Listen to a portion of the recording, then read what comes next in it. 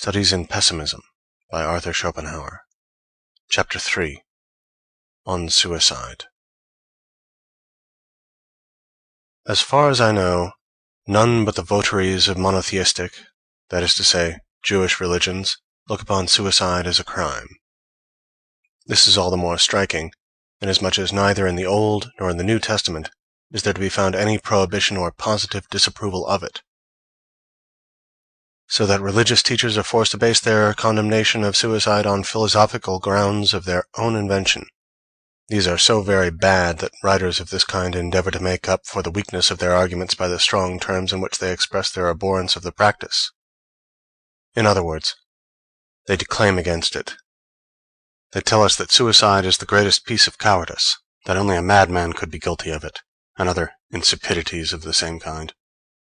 Or else they make the nonsensical remark that suicide is wrong, when it is quite obvious that there is nothing in the world to which every man has a more unassailable title than to his own life and person.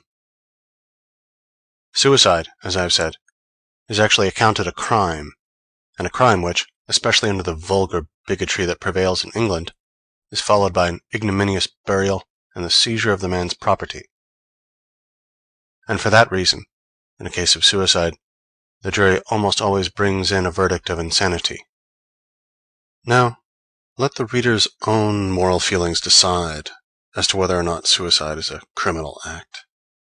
Think of the impression that would be made upon you by the news that someone you know had committed the crime, say, of murder or theft, or been guilty of some act of cruelty or deception, and compare it with your feelings when you hear that he has met a voluntary death. While in the one case a lively sense of indignation and extreme resentment will be aroused, and you will call loudly for punishment or revenge, in the other you will be moved to grief and sympathy, and mingled with your thoughts will be admiration for his courage, rather than the moral disapproval which falls upon a wicked action. Who has not had acquaintances, friends, relations, who of their own will have left this world? And are these to be thought of with horror as criminals? Most emphatically, no. I am rather of opinion that the clergy should be challenged to explain what right they have to go into the pulpit, or take up their pens, and stamp as a crime an action which many men whom we hold in affection and honor have committed, and to refuse an honorable burial to those who relinquish this world voluntarily.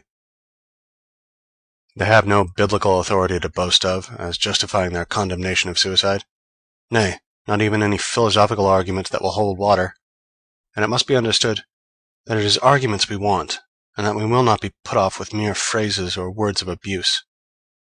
If the criminal law forbids suicide, that is not an argument valid in the Church, and besides, the prohibition is ridiculous.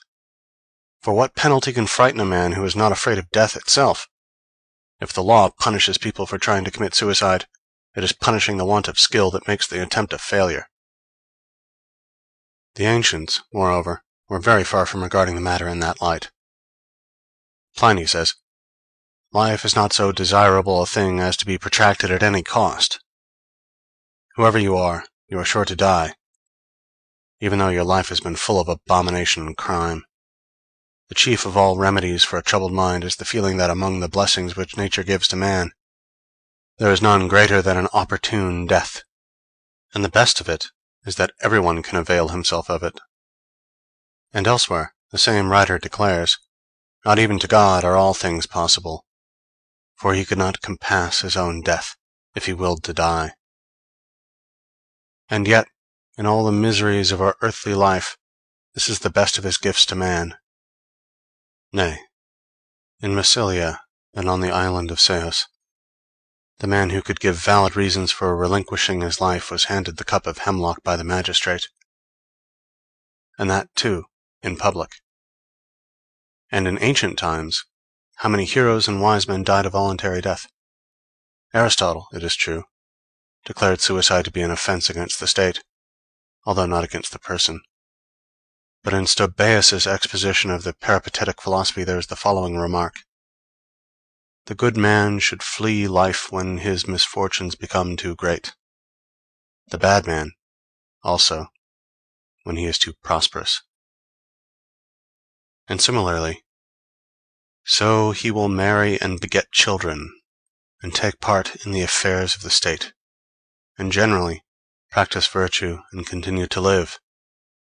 And then, again, if need be, and at any time necessity compels him, he will depart to his place of refuge in the tomb. And we find that the Stoics actually praised suicide as a noble and heroic action, as hundreds of passages show. Above all, in the works of Seneca, who expresses the strongest approval of it.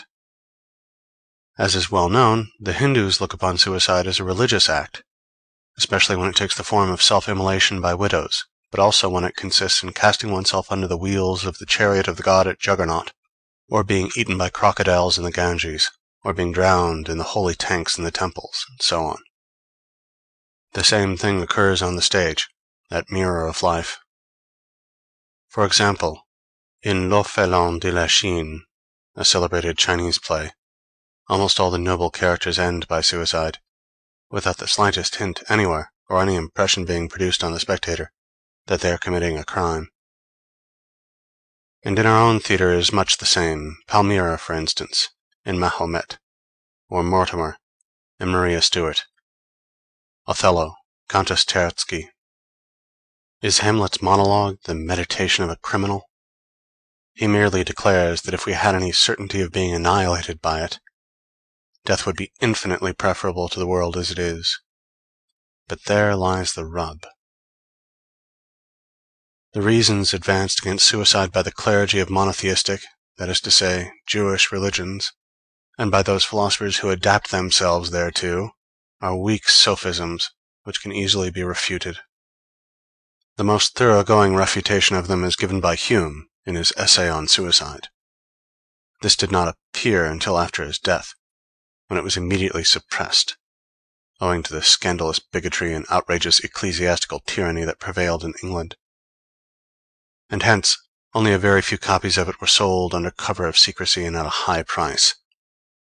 This and another treatise by that great man have come to us from Basel, and we may be thankful for the reprint.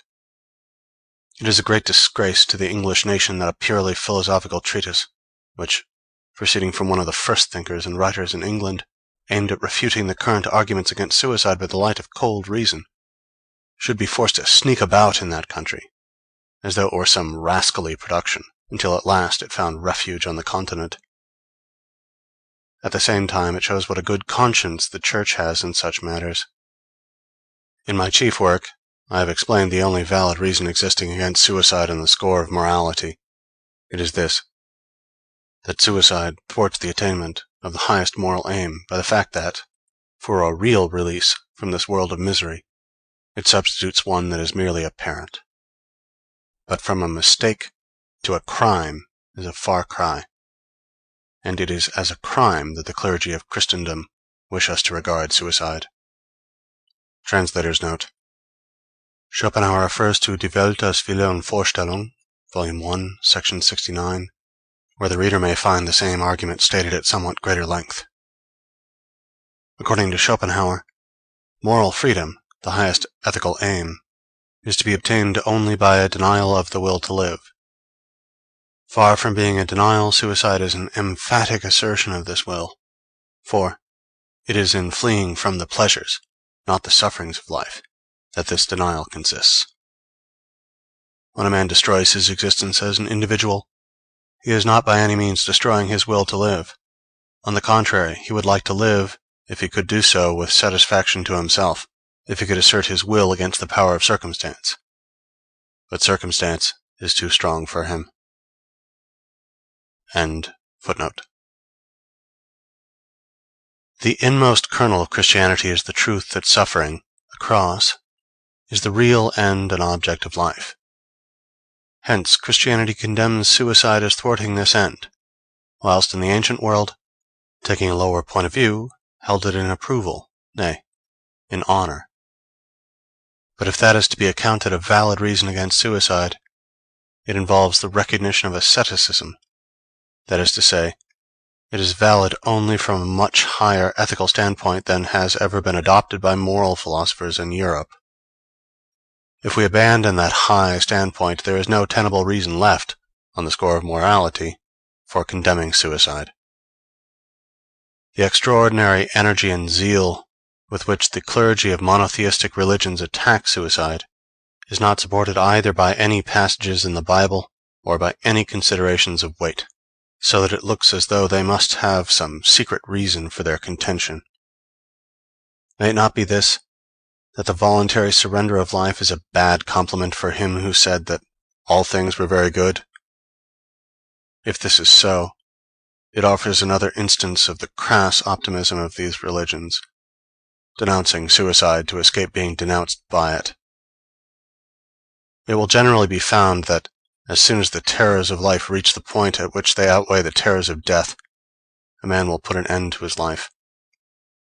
But the terrors of death offer considerable resistance. They stand like a sentinel at the gate leading out of this world. Perhaps there is no man alive who would not have already put an end to his life, if this end had been of a purely negative character, a sudden stoppage of existence. There is something positive about it. It is the destruction of the body, and a man shrinks from that because his body is the manifestation of the will to live. However, the struggle with that sentinel is, as a rule, not so hard as it may seem from a long way off, mainly in consequence of the antagonism between the ills of the body and the ills of the mind. If we are in great bodily pain, or the pain lasts a long time, we become indifferent to other troubles. All we think about is to get well. In the same way, great mental suffering makes us insensible to bodily pain. We despise it. Nay, if it should outweigh the other, it distracts our thoughts, and we welcome it as a pause in mental suffering.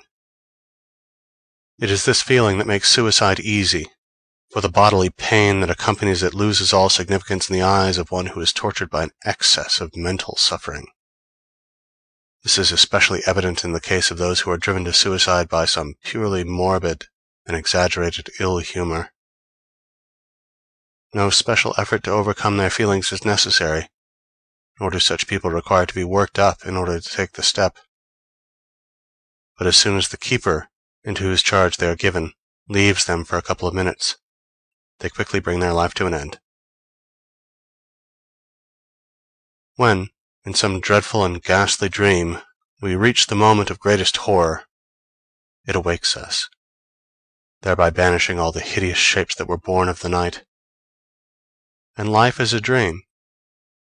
When the moment of greatest horror compels us to break it off, the same thing happens. Suicide may also be regarded as an experiment, a question which man puts to nature, trying to force her to an answer. The question is this: what change will death produce in a man's existence, and in his insight into the nature of things? It is a clumsy experiment to make, for it involves the destruction of the very consciousness which puts the question and awaits the answer.